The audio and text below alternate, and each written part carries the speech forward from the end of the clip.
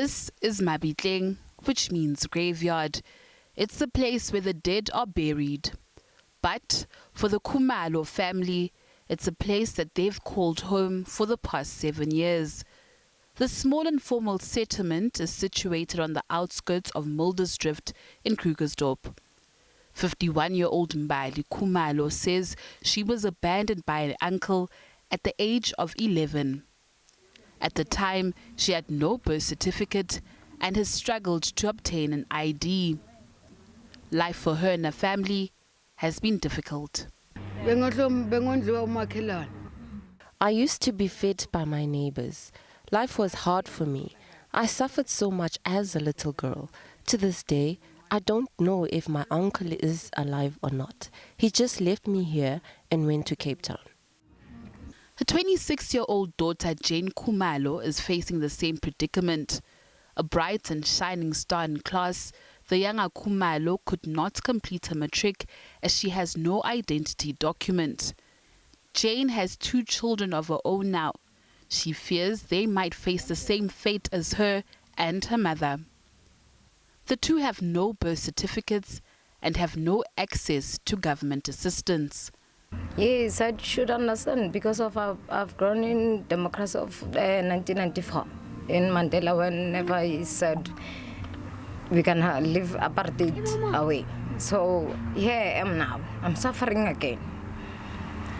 But I think there's people who are gonna help me. I'm asking. They must just help me. Just because if I don't have anything, I've got tickets.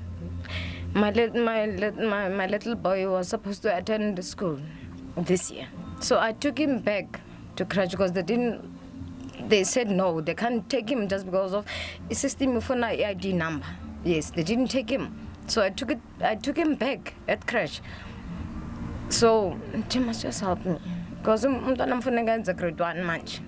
So he's back to grade R. Jane's former teacher at a former school remembers how the 26-year-old had a promising future, but her dreams simply vanished into thin air. I taught Jane mathematics in grade 9. I think it was in 2012. She was one of the brightest kids in class. And if I remember well, she wanted to become an economist.